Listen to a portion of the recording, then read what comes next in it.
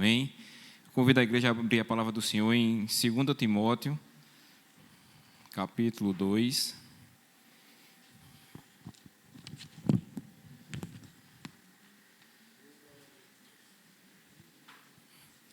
A gente vai ler do verso 1 ao 9.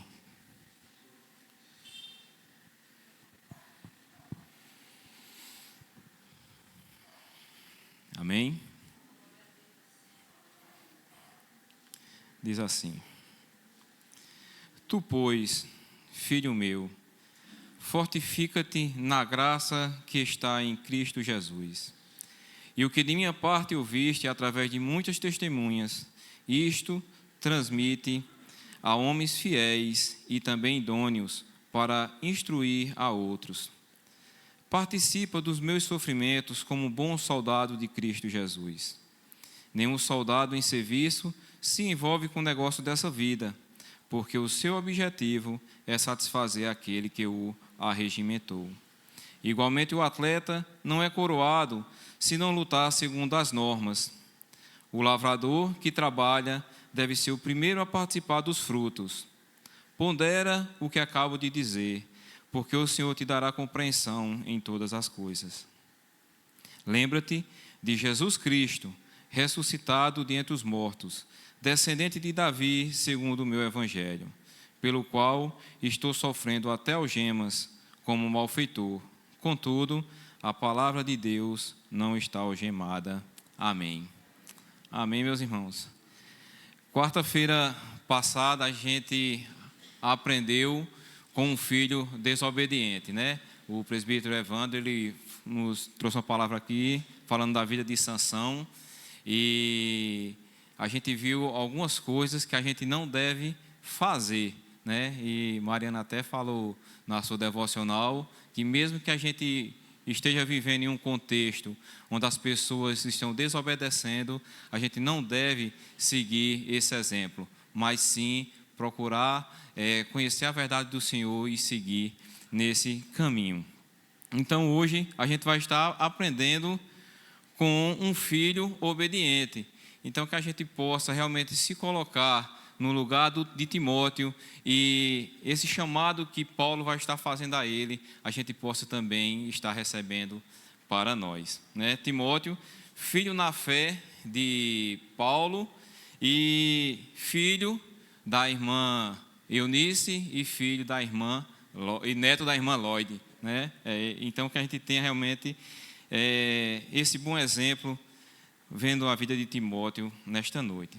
A segunda carta a Timóteo, ela é escrita quando Paulo ele está preso mais uma vez em Roma. E dessa vez ele sabe que ele não vai sair dali com vida. Tanto que no finalzinho do capítulo 4, Paulo vai prever aí o seu martírio, quando ele diz: Quanto a mim, estou sendo já oferecido por libação, e o tempo da minha partida é chegado.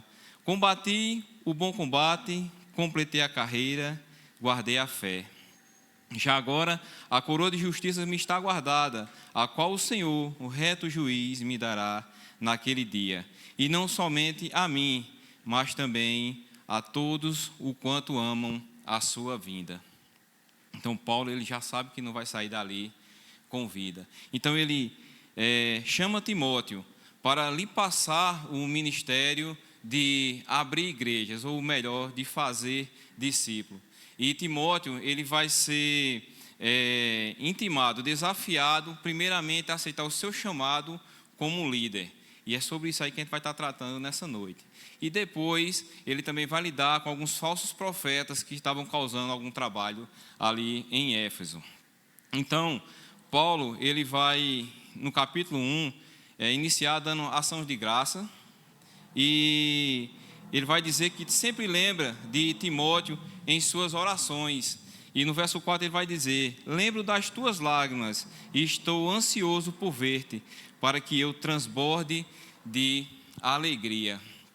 E quando eu li isso aqui, irmãos, eu imaginei a alegria que não é para o nosso pastor, de dispor de todo o tempo que ele dispõe e oferecer tudo que a nossa igreja hoje oferece, para que a gente venha a crescer na graça e no conhecimento do Senhor.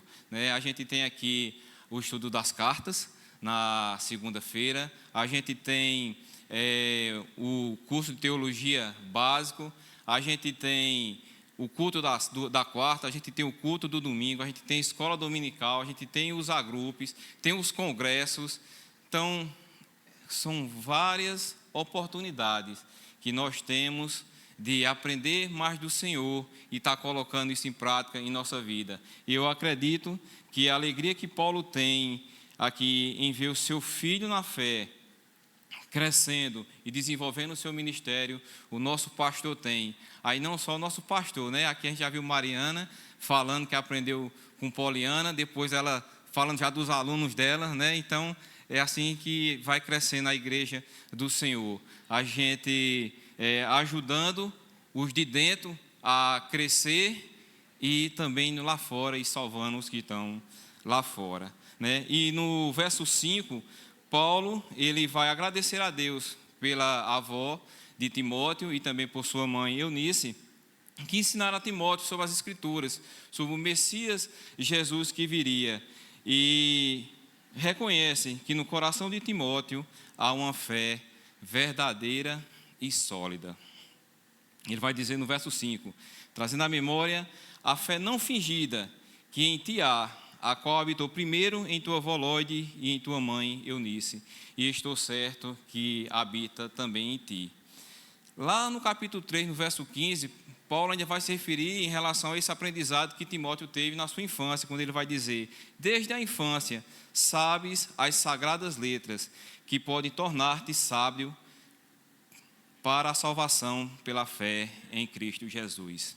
Então, irmãos, aí aqui nós como pais, né, a gente vê a importância de realmente estar encaminhando nossos filhos na palavra do Senhor, nas sagradas escrituras, né, obedecendo o provérbio 22:6, ensina a criança o caminho que ela deve andar e ainda quando ficar velho não se desviará dele, né? Então a gente realmente olha para isso aqui e a gente vê esse compromisso que nós como pais também temos com nossos filhos.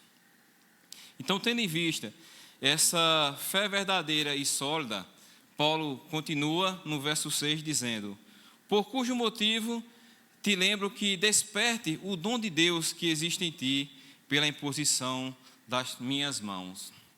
Irmãos, nem todos nós vamos ter o dom de subir aqui no púlpito e pregar a palavra para várias pessoas, mas todos nós temos dons e Deus vai colocar a gente no canto certo para que a gente possa estar usando os nossos dons. Eu gosto até de lembrar de uma ilustração que certa vez fizeram, e era de um rapaz, um homem que tinha um vizinho há 10 anos, e ele era crente, mas nunca tinha pregado para esse vizinho. E um determinado dia, ele estava na igreja e viu esse vizinho lá, e na mesma hora ele sentiu um aperto no coração. Ele disse: mas rapaz, meu vizinho está aqui, e não foi eu que convidei ele. Quantas oportunidades eu não tive em 10 anos de convidar meu vizinho e não convidei? E esse vizinho escutou a palavra do Senhor, e essa palavra bateu em seu coração, e ele entregou a vida dele a Jesus. Ao término do culto, ele chegou lá no vizinho e disse: meu vizinho, parabéns pela decisão que você tomou nessa noite, mas também me perdoe, porque faz 10 anos que você é meu vizinho e eu nunca preguei o evangelho para você. Aí o vizinho disse: obrigado, e o que você disse é verdade, mas faz 10 anos que eu lhe observo. Eu já tinha dito no meu coração que se um dia eu tiver de ser um crente, eu vou ser um crente igual a esse meu vizinho. Então ele não pregou com palavras, mas ele pregou com vida, ele pregou com testemunho. Então a primeira pregação que nós podemos ter é ter vida com Cristo, é ter testemunho com o Senhor. Mas temos que pregar a palavra também, certo? Mas primeiramente, ter vida e ter testemunho com o Senhor. Então, desperte o dom de Deus que há em ti.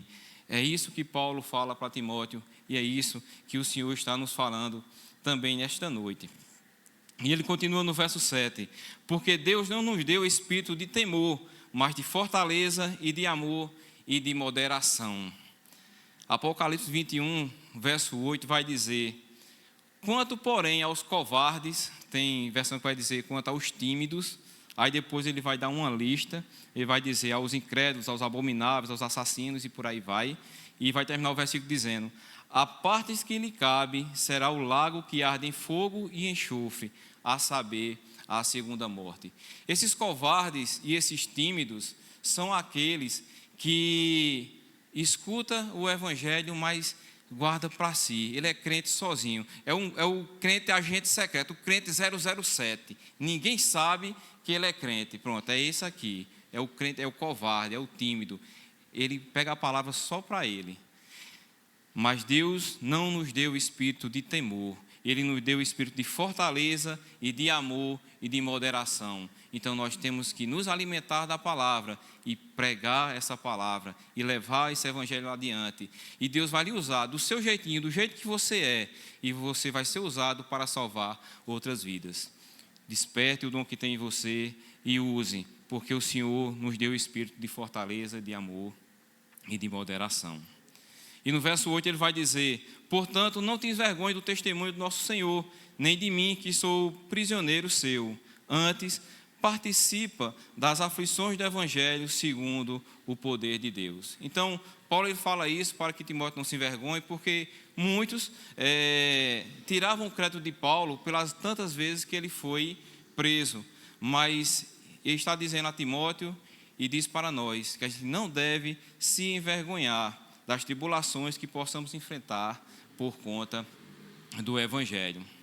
Mais na frente, no verso 15, ele vai falar de Fígelo e Hermógenes, que foi um dos que abandonaram ele, mas também vai estar falando de que o Senhor conceda misericórdia à casa de Onésiforo, porque muitas vezes me recreou e não se envergonhou das minhas cadeias. E Onésiforo, pelo que a gente vê aqui, a gente vê que ele tinha o dom da hospitalidade, né? Então ele deu um suporte, e muitas vezes a gente pode ser usado nesse sentido. Por exemplo, aqui de ano em ano, quando a convenção da ASEV é aqui em Campina Grande, o pastor ele manda mensagem pedindo para a gente hospedar um pastor, uma missionária, né? Então a gente tem a oportunidade de poder hospedar um servo do Senhor, usar esse dom da hospitalidade, né? Outro dom que eu gosto de lembrar, até dois exemplos, um lá na igreja do Catolé e outro aqui. Lá no Catolé tem um irmãozinho lá que é o irmão Vicente. Irmão Vicente, ele é pequenininho, maguinho e fala bem pouquinho, é aquela mansidão. Mas tinha um irmão José que morava aqui no Médici, e o irmão José mexia com uns negócios de magia negra, uns negócios assim que ele mesmo testemunhou. Irmão José já está na glória, né? Não se encontra mais entre nós. E irmão José ele ia deixar a filha dele lá na igreja do Catolé e deixava ir embora. Só que o irmão Vicente, com aquele jeitinho dele, fazia: irmão, entra um pouquinho, assista aí, fica com sua filha. E foi insistindo, e o irmão José ficou um dia e ficou outro, e ouviu a palavra e entregou a sua vida a Jesus. E hoje ele está na glória, um homem que estava condenado, vivendo nas profundas escuridão, e entregou a sua vida a Jesus. E o primeiro passo foi naquele irmãozinho no estacionamento. Veja o quanto é importante o ministério de recepção. Meus irmãos, aqui é a casa do Senhor, e cada pessoa que chega aqui tem que ser recebido pelo próprio Jesus. Então quem está ali na frente, na porta, está no lugar de Jesus. Então cada um tem que ser recebido dessa forma. E quando a gente tem um visitante, né, o pastor ele sempre pergunta quem está visitando, e a pessoa levanta a mão. A gente que está pertinho, a gente tem que observar, e antes dessa pessoa ir embora, dizer: bem-vindo e volte sempre, cumprimente esse visitante. Cada um de nós podemos fazer a nossa parte. O outro exemplo é do irmão Udenberg, e eu me alegro quando a irmã Marta conta o testemunho dela. O Udenberg tem o dom da palavra, é um homem de Deus, é um líder, mas ele foi usado para a irmã Marta em um momento que ela veio aqui pedir ajuda para o seu esposo, e Deus abençoou a vida dele na hora que disse, abençoou o coração dele, quando ele falou para a irmã Marta: comece por você. Veja só, ela veio pedir ajuda para o esposo, e Deus tocou no coração dele e botou as palavras certas na boca dele. Disse a ela: comece por você. E está ali a irmã Marta, seu esposo Jerry. E não só entregaram a vida a Jesus, mas a gente teve o prazer e a alegria de ver eles descendo as águas, né? Então, que coisa grande. E foi num momento de recepção. Foi um momento que ela estava ali e ela chegou e Deus simplesmente a abençoou, né? E deu as palavras corretas. Então, meus irmãos, nós podemos ser usados pelo Senhor a qualquer momento. Basta que a gente esteja disposto a servir esse Deus maravilhoso. Paulo diz essas coisas a Timóteo para que Timóteo entenda que seguir Jesus não é fácil, mas que ele lembre que a graça do Senhor é uma fonte de poder realmente importante. E aí ele começa o capítulo 2 dizendo: tu, pois, filho meu, fortifica-te na graça que há em Cristo Jesus.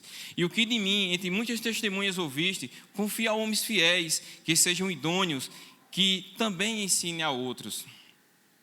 Mateus 28, né? É a grande comissão do Senhor. Ele vai dizer: ide, portanto, fazei discípulos em todas as nações, batizando-os em nome do Pai, do Filho e do Espírito Santo, ensinando-os a guardar todas as coisas que vos ordeno, e eis que estou convosco todos os dias até a consumação dos séculos. Para fazer discípulos, irmãos, nós precisamos estar coerentes com as Escrituras, precisamos estar firmes, precisamos estar em obediência e estarmos comprometidos com a missão. Preciso ser exemplo para que, através da minha vida, as pessoas tenham a referência de Cristo que habita em mim e queiram esse Cristo para as suas vidas. Precisamos ser sal da terra e luz do mundo. E eu só consigo se eu tiver uma vida espiritual com Cristo. E Paulo, ele encoraja Timóteo quando se coloca como exemplo, quando ele diz: o que de mim, entre muitas testemunhas ouvistes. Paulo tem intimidade, Paulo tem vida espiritual e Paulo tem testemunho suficiente para falar a Timóteo e o encorajar. E ele diz exatamente onde Timóteo pode encontrar essa virtude e força, quando ele diz: fortifica-te na graça que há em Cristo Jesus. Timóteo é ensinado por Paulo e comissionado a ensinar a muitos outros. Então, ide e fazer discípulos de Cristo não é uma missão, é uma missão de todos os cristãos. Todos nós temos essa missão, sem exceção. E para isso nós precisamos ir à guerra, entrar em campo e botar a mão no arado.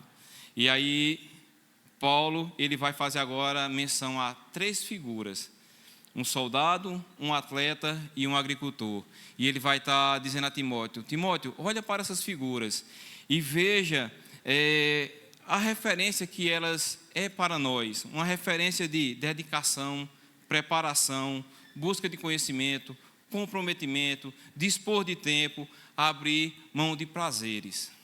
Aí a gente faz isso para edificar os de dentro e salvar os de fora. E, amados, no dia que vocês entregaram a vida a Jesus Cristo, confessando Ele como o único e suficiente Salvador de suas vidas, vocês se alistaram no exército do Senhor, né? E aprove ao Senhor colocar vocês nessa base aqui do quartel. O quartel dele é espalhado por todo o mundo, né? E aqui a gente tem uma pequena fortaleza, onde nós somos treinados e alimentados para poder a gente ir à guerra. E Paulo vai dizer no verso 3: tu, pois, sofre as aflições como um bom soldado de Cristo. E seguir a Cristo significa dar tudo que você tem. Aí, para a gente entender o que é esse tudo, porque às vezes a gente quer dar tudo, mas a gente quer esconder umas coisinhas, né? Aí o que é que Jesus nos diz em Mateus 10, a partir do 37? Quem ama o pai ou a mãe mais do que a mim, não é digno de mim. E quem ama o filho ou a filha mais do que a mim, não é digno de mim. E quem não toma a sua cruz e não segue após mim, não é digno de mim. Quem achar a sua vida, perdê-la-á. E quem perder a sua vida por amor de mim, achá-la-á. Quem vos recebe, a mim recebe. E quem me recebe a mim, recebe aquele que me enviou. Amados, o dia é hoje, a hora é agora. Ou melhor, é para ontem. Nós precisamos assumir a nossa missão, porque a gente não sabe o dia de amanhã. A gente não sabe se amanhã a gente vai estar vivo. Vocês lembram daquela parábola lá em Lucas 12, daquele homem rico, né, o fazendeiro, que ele teve uma grande colheita e ele pensou no seu coração: vou destruir os celeiros, vou construir outros maiores, vou armazenar, aí vou dizer à minha alma: come, bebe e descansa. Aí a palavra do Senhor vem a ele e diz: louco, ainda nesta noite pedirão a tua alma, e o que tu tens guardado, para quem será? Então, meus irmãos, Deus tem urgência em que a gente venha obedecer o nosso chamado. Deus tem urgência para que a gente, como soldado de Cristo, a gente realmente entre para a batalha. E esses 3 exemplos citados, eles vão exigir um comprometimento com algo muito maior do que eles mesmos. No verso 4 ele vai dizer: ninguém que milita se embaraça com o negócio dessa vida, a fim de agradar aquele que o alistou para a guerra. Se dispor a sacrificar por um objetivo maior. E Jesus é um maior exemplo que nós temos. Ele sofreu a crucificação pelo compromisso que ele tinha com o Pai. O soldado está sempre pronto a cumprir as ordens, focado em obedecer, está preparado para servir, e somos chamados para cumprir essa missão. Vocês lembram de Urias? O quanto Urias estava focado? Davi manda chamar Urias para ele ir ter com a esposa dele. A Urias vem, a Urias fica lá do lado de fora. Ele pensa: meus irmãos estão lá na guerra, é tempo de guerra e meu compromisso é com a guerra, não com os prazeres. E ele não entra para ter com sua esposa. E olha que Batseba devia ser uma mulher muito bonita, principalmente por seu marido. A ponto de Davi bater o olho, tendo, como o profeta Natan disse, tendo tantas para ele querer a de Urias, mas mesmo assim, Urias ele estava comprometido com a sua missão e não entrou em casa. Muito provavelmente Paulo estava olhando para um soldado da guarda pretoriana, né? A nata da guarda romana, né? Aqueles homens realmente comprometidos com a missão. E ele está dizendo para Timóteo: olha para essas figuras e veja o que nós devemos e precisamos ser: comprometidos.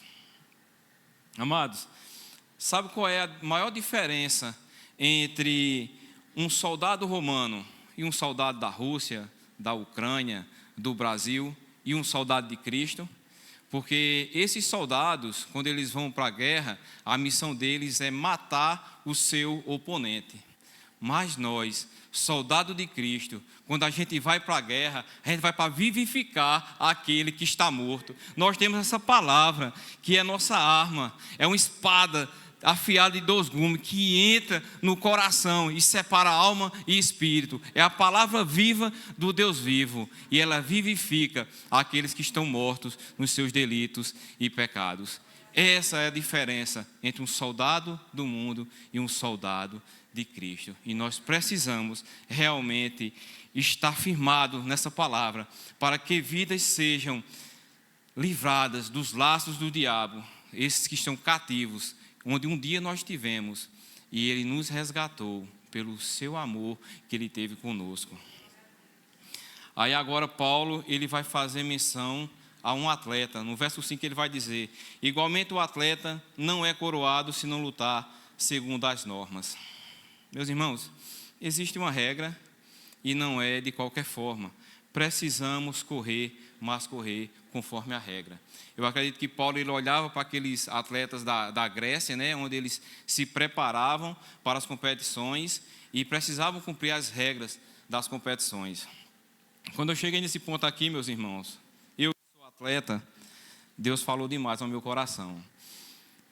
Eu refleti nessa palavra aqui em dezembro. Quando a gente chega de dezembro para janeiro, a gente faz uma retrospectiva, né?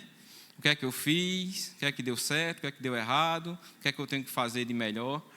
E Deus falou ao meu coração, quando eu estava treinando. E Ele chegou para mim e disse assim: minha carga de treino é assim, meus irmãos. Eu trabalho na Alpargatas de 7 da manhã às 5 da noite. Então eu passo 10 horas dentro de uma fábrica. Então eu acordo mais cedo, umas 5 horas, para poder ir ter uma primeira parte de treino. E quando eu saio da fábrica, aí eu vou para o campo e vou ter outra parte de treino, né? E é assim que eu venho trabalhando para poder conseguir ter sucesso no esporte. E Deus me mostrou isso aí e disse: tu está vendo o tanto que tu está se esforçando pelo esporte e por mim. O que é que tu estás fazendo? Tu está tendo o mesmo esforço? Não que eu não vá ter o esforço, que eu vá diminuir meu esforço no esporte, mas que eu preciso aumentar o meu esforço para com o meu Deus. Procurai o reino de Deus, a sua justiça, e as demais coisas vos serão acrescentadas. Então, meus irmãos, nós precisamos realmente olhar o que eu quero para a minha vida espiritual. Qual o relacionamento que eu estou tendo com o meu Deus? E precisamos realmente ter disciplina e comprometimento com o nosso Deus. Devemos permanecer na palavra, que para nós cristãos é a nossa regra de fé e prática. Precisamos ser norteados pela palavra e não pelos jornais, pelas tendências ou pelas modas. E Paulo falou justamente em se manter na palavra no verso 13 do capítulo 1, quando ele diz: mantém o padrão das sãs palavras. É nessa palavra, como já foi falado várias vezes nessa noite, onde nós encontramos aquilo que nos faz permanecer no Senhor, que nos faz crescer no Senhor, que nos faz discernir a palavra do Senhor, que nos dá sabedoria e entendimento em meio às circunstâncias e às turbulências que a gente possa vir a passar. E Paulo ele vai elogiar Timóteo por sua firmeza e exorta também para que ele permaneça leal à verdade. Lá no verso 10 do capítulo 13 vai dizer: tu, porém, tens seguido de perto meus ensinos, procedimento, propósito, fé, longanimidade, amor e perseverança. Então ele elogia Paulo, e que bom de a gente ser encontrado dessa maneira, realmente firmados no Senhor e seguindo esses exemplos. E outro detalhe, irmãos, é que tanto o soldado como o atleta, ele precisa saber manejar a sua arma.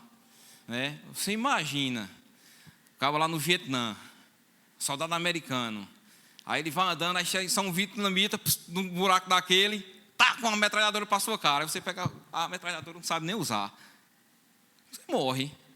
Mesma coisa o atleta, ele precisa ter a técnica para lançar um disco, para lançar um peso, para correr, precisa de uma técnica. Imagina um atleta chegar numa Olimpíada e ele não saber nem pegar em um disco, em um dardo. Ele vai passar vergonha.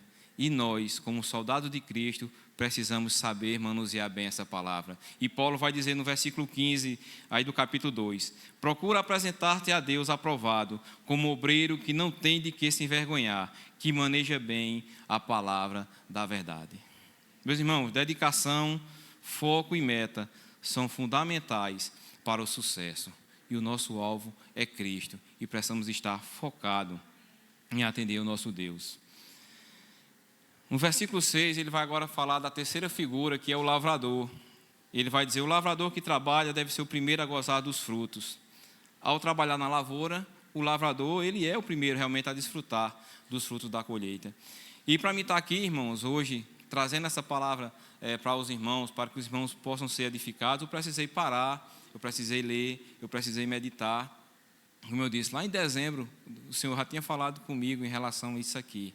Então, antes de eu trazer para os irmãos, o Senhor já tinha falado ao meu coração. Eu fui o primeiro a me alimentar. E a gente tem as oportunidades, por exemplo, nos agrupes, eu sei que muitos irmãos têm a oportunidade de levar um devocional. E quando os irmãos vão levar um devocional no agrupe, durante a semana eles param e fazem uma meditação diferente de quando eles não têm esse compromisso, e são os primeiros a se alimentar. Então a gente realmente precisa pegar essas oportunidades de ter uma motivação a mais para aprender mais do Senhor e levar a palavra. O irmão Alain, ele disse que uma das coisas que motivou ele a buscar mais o Senhor foi que em determinado dia ele estava no trabalho e alguns colegas conversando da palavra, e um dizia uma coisa, outro dizia outra, e ele doido para entrar no meio da conversa para defender o evangelho, mas ele não sabia. E ele sentiu a necessidade no coração de aprender mais da parte do Senhor, para que quando alguém estivesse dizendo alguma coisa, ele poder defender o seu Deus, ele poder defender a sua fé.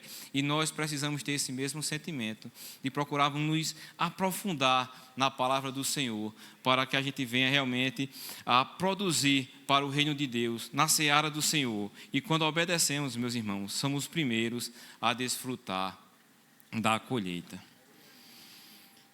A palavra do Senhor vai dizer em João 4, verso 35, não dizeis vós que ainda há 4 meses para que venha a ceifa?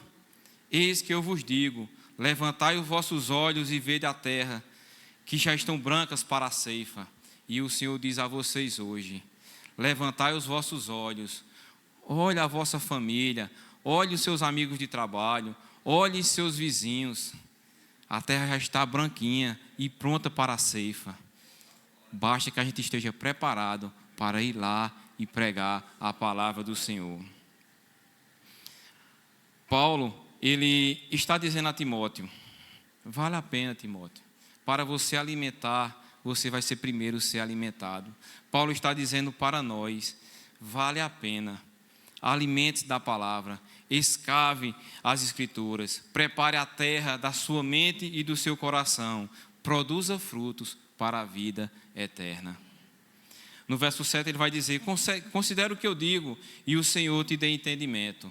Meus irmãos, quando nós nos dispomos a aprender mais do Senhor, o Espírito Santo, que é o nosso professor por excelência, ele vai nos abençoar e ele vai abrir o nosso entendimento e a gente vai crescer na graça e no conhecimento dele.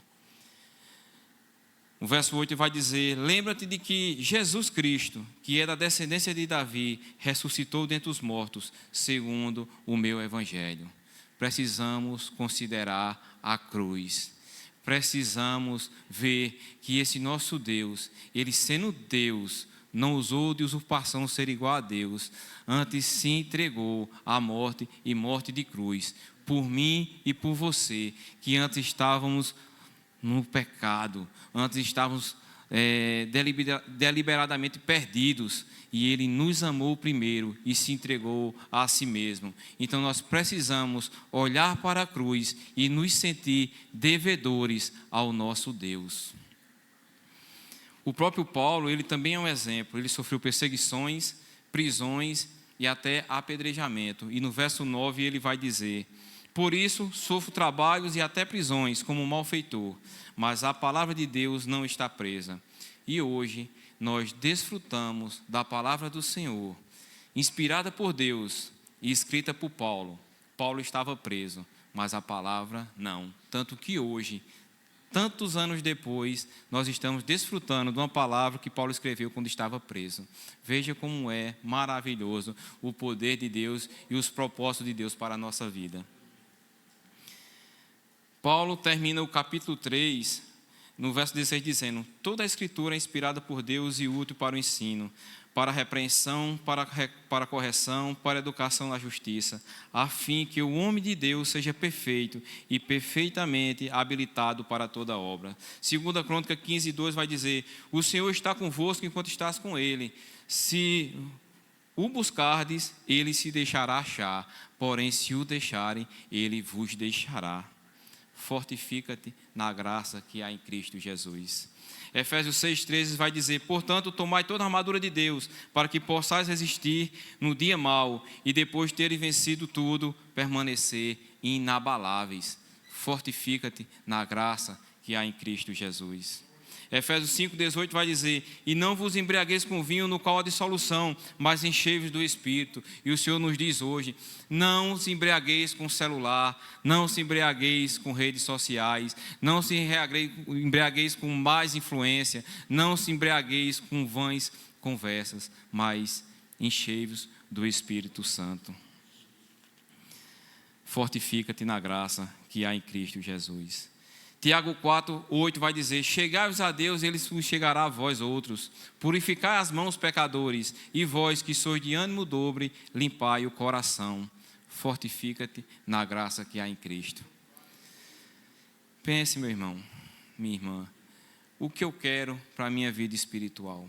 Qual o relacionamento que eu estou tendo com meu Deus? Eu posso fazer mais? Claro que eu posso. Fortifica-te na graça que há em Cristo Jesus. Ore pedindo prazer em ler a palavra. A gente me vê aqui na memória e eu não posso deixar de falar. Quando a gente está treinando, a gente tem um negócio de dizer, o treino de hoje está pago. Né? A gente tem um compromisso como se a gente estivesse devendo o treino de cada dia. A mesma coisa com a palavra. E quando o pastor às vezes perguntava, quem aqui já leu a Bíblia toda e eu não tinha lido ainda, eu ficava com uma vergonha grande. Vai fazer o quê? Eu estava errado, né? Aí demorei 3 anos para ler a Bíblia a primeira vez. Aí li. Aí no dia que li, liguei para o pastor. Pastor, terminei de ler. 3 anos, mas terminei, né? Foi devagarinho, mas foi.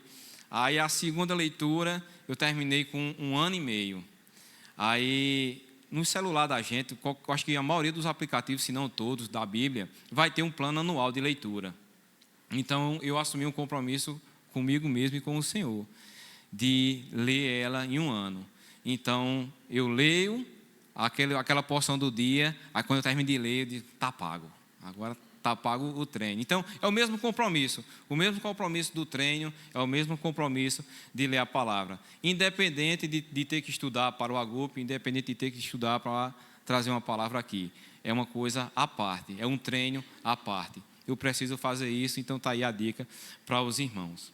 E ore pedindo prazer ao Senhor para ler a palavra, ore pedindo prazer em ir à casa do Senhor, ore pedindo prazer em adorar o Senhor. Fortifica-te na graça que há em Cristo.